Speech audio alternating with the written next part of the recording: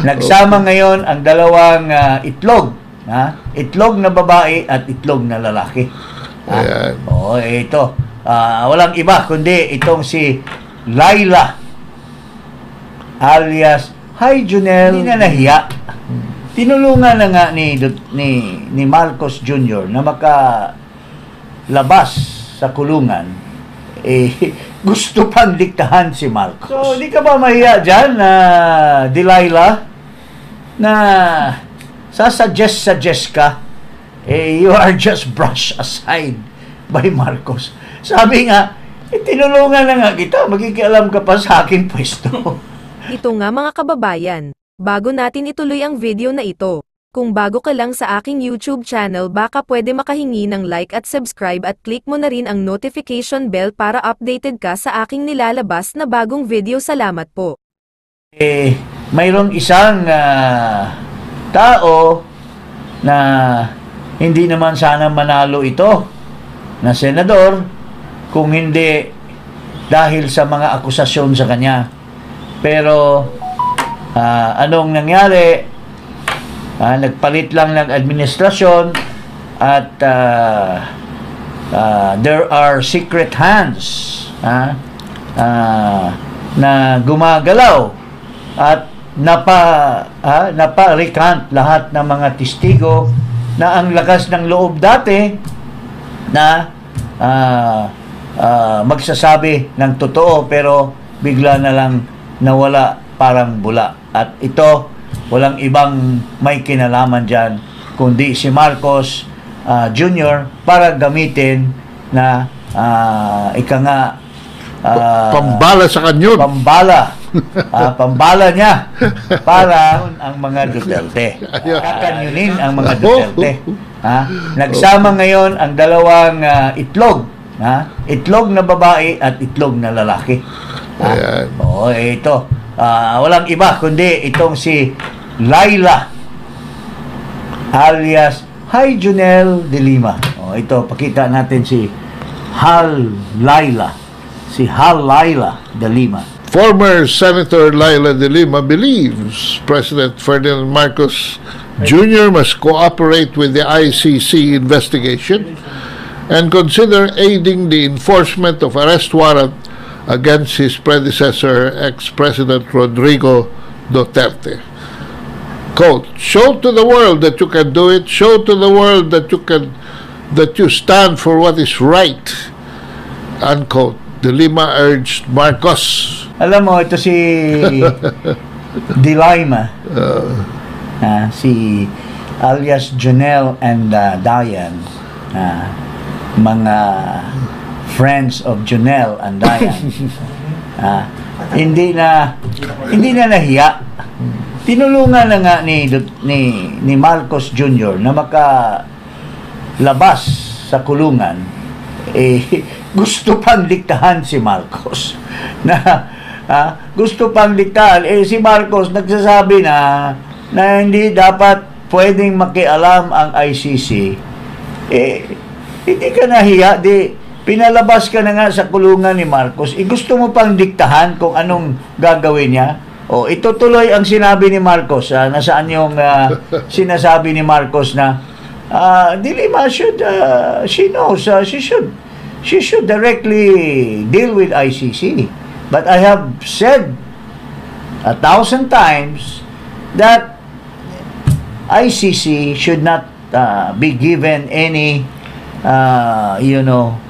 assistance in this country. Ito, pakita natin yung kay Marcos na sinasabi. The dismissal of the third and last drug case against Senator Laila de Lima. May we get your thoughts on that, sir? What further comment does it require? Do you think, sir, it will impact, sir, yung pending probe ng ICC sa atin? Well, maybe this is something we should show the ICC. Tignan mo, our judiciary is working properly. All our investigative services are working properly. Eto no. And former Senator de Lima has been acquitted. I don't. What further comment can there be? Dumaan siya sa paghusga. na-acquit siya. So, It won't change a thing, sir. Your stand. It won't change your stand on where the ICC's jurisdiction lies. I don't see what one thing has to do with the other. I don't think it is. She has said that she would like to help the ICC, but that's between her and the ICC. We do not. We still stay with our position that the ICC has no jurisdiction in the Philippines because we have a working police force, we have a working judiciary, and do not require any assistance in that regard. So, hindi ka ba mahiya dyan, Delilah, na sasuggest ka, you are just brushed aside by Marcos. Sabi nga, tinulungan na nga kita, magkikialam ka pa sa aking pwesto. Nakakahiya ka, Dilima. Madam Dilima, nakakahiya ka. Napakababa ng low regard niya sa presidente. Oo. Sabi niya, lovely Marcos, nangweting itong babaeng ito. I even went out of my way to tell the DOJ na wag nang mag-appeal. Nag-recant sila pero it's still appealable kung gumalaw ang DOJ. Hindi ka ba nahiya? Yung DOJ did not do anything to touch the case. Pinabayaan ka na lang lumabas. Tapos ngayong labas ka na sa kulungan sa aula ng ibon, gusto mo pang makikialam sa governance ni Marcos. Nagdurugo kasi puso ko Nagdurugo. Para na rin ako nasintensyahan for time served. Anyway, pare, sinabi pa ni Marcos, you should be the clear example. Hindi mo, sinabihan ka pa, nilecturan ka pa ni Marcos, Dilima. You should be the